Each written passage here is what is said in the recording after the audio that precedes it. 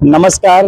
आप देख सकते हैं आज वसई विरार महानगर पालिका जहां पे आज उपोषण के लिए हमारे सामने प्रफुल्ल तुकाराम कदम साहब ने यहां पे प्रण लिया है कि वसई विरार में जो नगर पालिका के द्वारा कंट्रैक्टर काम कर रहे वो घटिया प्रकार से रोड बना रहे हैं और रास्ते बना रहे हैं और उनका 6 मांगनी है जो कि महापौर और आयुक्त पृथ्वीराज बीपी सभी जगह पे उन्होंने लेटर दे के सबको आह्वान किया है।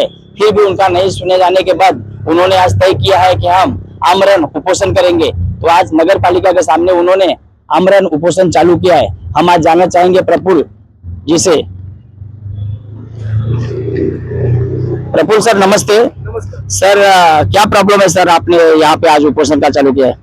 सर विषय असा आहे, आज हे झाले आपलं नायगावमध्ये आज कित्येक दिवस झाले वारंवार फक्त प्रशासनाची खोटी आश्वासनं आहेत, त्याच्यामुळे मी इथे बसलोय। सर्वप्रथम म्हणजे माझ्या 6 मागण्या आहेत। पहिली मागणी माझी अशी आहे की ज्या कॉन्ट्रॅक्टरने नायगाव मधला रोड केलाय वामन डाबा ते बोईदापाडा हा एकदम ना निकृष्ट दर्जाचा आणि एकदम तुकपट्टी लावण्याची कामं केलेली आहेत आणि त्याला अधिकारी ही इकडचे जिम्मेदार आहेत, कारण त्यांच्यावर वचक नव्हता, त्याच्यामुळे ही त्याने कामं केलेली आहेत। आज 26 ते 28 करोडचा टेंडर पास होतो।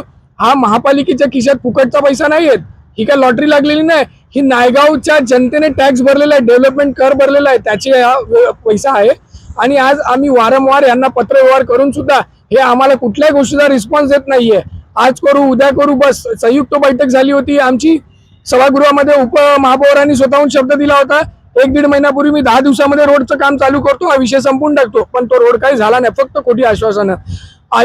परत आमच्याकडे अग्निशामक दलाची गाडी नाही, वसईवरून गाडी येते तोपर्यंत घराचं खुळखुळा म्हणजे पूर्ण खाक होऊन जातं जळून, असे आमच्याकडे खूप अपघात झालेले, त्याच्यामध्ये लोक मरण पावलेली आहेत। पण या पुढे आणि परिवहन सेवा आमची 3.5 महिने जरी ठप्प आहे, धैर्यशील जाधव साहेब आम्हाला माहित नाहीये नक्की महापालिकेचे अधिकारी आहेत का कुठल्या पक्षाच्या देखरेखीखाली कामं करतात ती, कारण आम्ही वारंवार त्यांना पत्रव्यवहार केले, आज करतो उद्या करतो परवा करतो अशी खोटी आश्वासनं दिली, अजूनपर्यंत कुठल्याही गोष्टीचं काही ठाम अंमलबजावणी झालेली नाहीये। मग आयुक्तांनी काल तुम्हाला आपको कुछ उत्तर दिया की नाही आयुक्तांनी? नाही, मला आयुक्तांनी काही उत्तर नाही दिलं। मी त्यांना पत्रव्यवहार केला, त्यांनी मला काहीच रिस्पॉन्स दिला नाहीये, त्याच्यामुळे मी आमरण उपोषणासाठी इथे बसलोय नायगावच्या जनतेसाठी। तसं बघायला तर वसई विरारमध्ये पण रस्त्याचे प्रॉब्लेम झालेले आहेत। 8-8 दिवस जनता पूर्णपणे पाण्याखाली होती आणि हे आयुक्त फक्त दौरे करत होते। अरे पण ह्याच्या आधी नियोजन करायचं होतं तुम्ही। आज मला सांगा ना, जानेवारी पासून तुम्ही टेंडर वगैरे काढता तर तुम्ही आधी टेंडर काढा ना, डिसेंबरला टेंडर काढा, जानेवारी पासून गटर नाले सफाई करा ना, हे केस झालंच नाहीये। फक्त जनतेचे पैसे हे लोक खातात आहे आणि भ्रष्टाचार अधिकार फक्त खिसे भरतात आहे, बस बाकी काय नाही। पाचांगे साहेबांना पण निलंबित केलं पाहिजे। पाचांगे साहेबांनी पण त्या कॉन्ट्रॅक्टरला तो ह्यांचा जावई आहे का, त्याला पूर्णपणे सपोर्ट करतात आहे, त्याच्यामुळे तो चुकपटीची कामं करतोय। आणि वरून आम्हाला काय सांगतात उत्कृष्ट दर्जाचा, म्हणजे काय तुम्ही काय बाहेरगावावरून डांबर मागवणार आहे? म्हणजे विरारसाठी वेगळा डांबर, वसईसाठी वेगळा, नालासोपारासाठी वेगळा आणि नायगावसाठी डांबरच नाही यांच्याकडे। तर असल्या अधिकाऱ्यांना खुर्चीवर बसण्याचा हक्क नाहीये। जोपर्यंत यांना निलंबित करत नाही, जोपर्यंत आमच्या मागण्या पूर्ण होत नाही, तोपर्यंत मी प्रफुल्ल कदम व माझी महाराष्ट्र रोमान सेना पुन्हा नायगाव शहराची टीम या आमरण उपोषण उठणार नाही। उद्या या आमरण उपोषणामध्ये मला काही झालं तर त्याला पूर्ण जिम्मेदारी महानगरपालिका आणि त्यांचे अधिकारी असतील। धन्यवाद सर।